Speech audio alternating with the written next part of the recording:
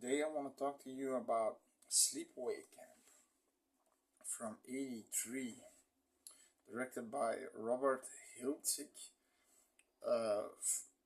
Felissa Rose as Angela, and Jonathan Kirsten as Ricky. Um, First of all, synopsis of this movie: it's about Angela and Ricky going to this camp called Sleepaway Camp. It's one of those summer camp movies like The Burning, Friday the 13th. It's one of the tropes in horror movies. And Angela is a very shy girl, and she gets picked on. There's this one girl in her bunk that's like the beauty queen, the hashtag #MeToo slut. And one of the counselors is also siding with this skank of a younger lady, of a chick, and she eventually she's constantly grilling her and doing shitty things to her, and eventually there's a moment in the movie where there is a party, and a few of the guys go up to her and ask her to go out to the pier at night, and she doesn't reply. She's always sitting there saying nothing. And one of those guys starts saying, "Are you nuts? Are you crazy? Are you retarded?" And then Ricky, of course, comes in there and being the savior, and he's really Ricky. This guy's, I mean, for a young guy, I mean, how old is he? Maybe 15 years old. "You cocksucker, you motherfucker, you asshole!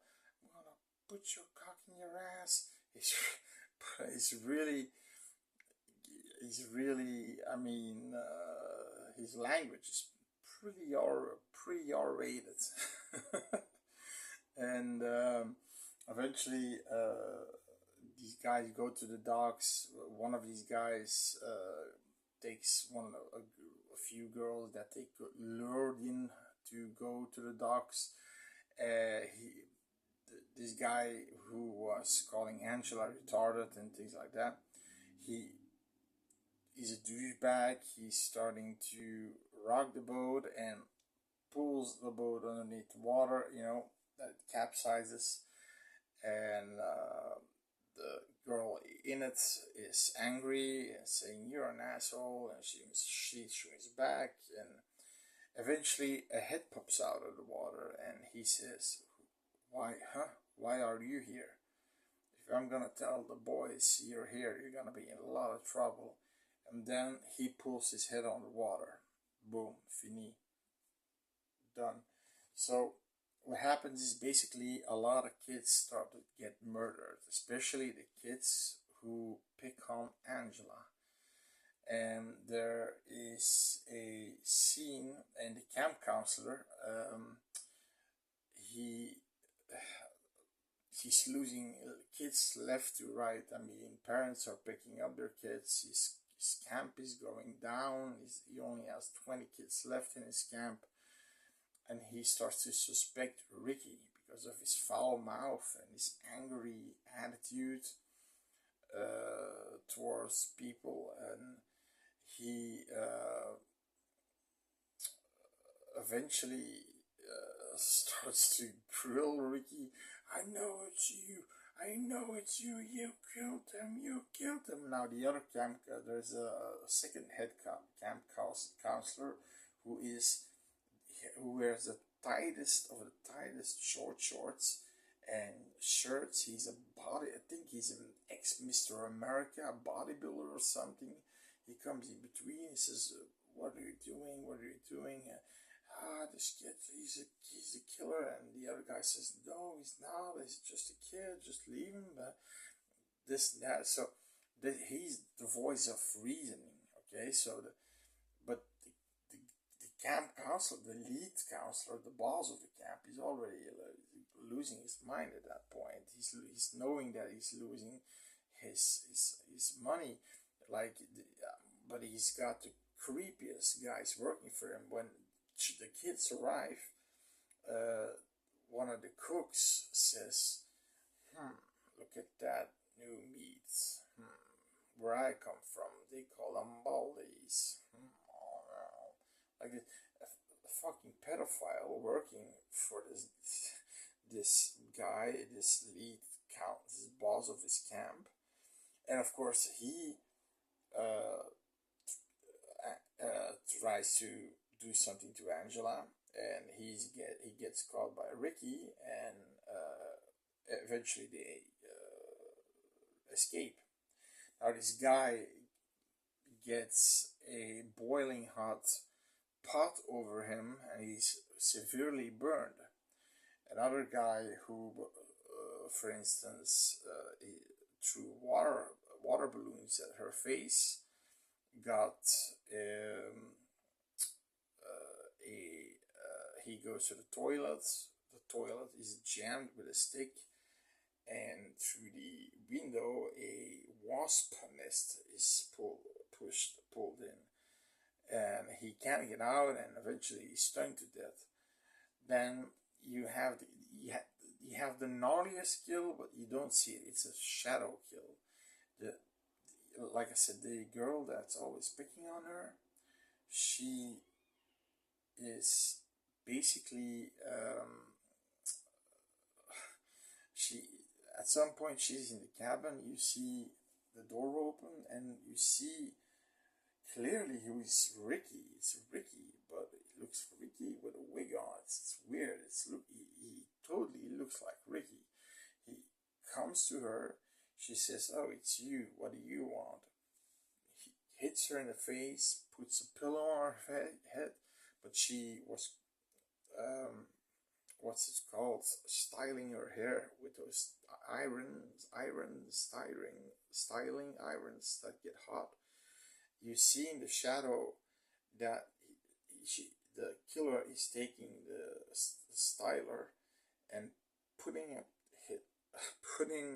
in her vagina. I mean,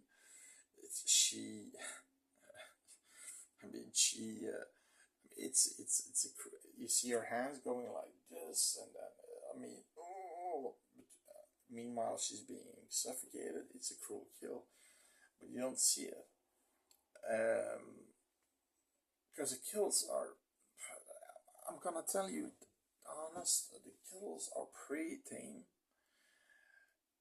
It's a fun movie, yeah. Like I said, the boss of the camp, he's funny in a way. Even when he's angry, he's funny. The way how he reacts to things, the way how he overacts in certain ways. There's even a moment where a police chief comes to a murder scene, and later he comes back, but he has no mustache on. They clearly put a fake mustache on him, so it's so funny. And some of the counselors are funny, and yeah, it's a cheesy 80s movie. I mean, the guy that the guy has a fake mustache. It looked like they painted it on him. It's super cheesy. The clothes they're wearing, Ricky coming in the party with a really giant cowboy hat, and a Nike t-shirt or something, and he goes in like this, and I mean, he's a boy 15 years old. Like I said, he's really, when he's having a baseball session with these older guys, he's saying, the other guy said, "Eat shit and die, Ricky," and the other, I think, Ricky replies, "Eat shit and live." It's okay. It's the dialogue is also really funny, but this movie isn't one of the best slashers. It's one of those slashers that's great because of its ending. And I'm not gonna spoil the ending because for the new generation slasher movie, new generation slasher people who want to see this movie because it's an older movie, um, the ending is shocking to say the least, and really weird and eerie imagery. They go from balls to the walls, and it's because of that ending that this movie gets the credit it deserves. But if that ending wasn't in there, this would be a run-of-the-mill slasher movie that probably got somewhere in between the B movies, and yeah. So I think you should watch this, only if it's for the end, at least for the ending. Don't skip it to the end, it's still a fun movie, but give it a chance. That's my advice. Bye.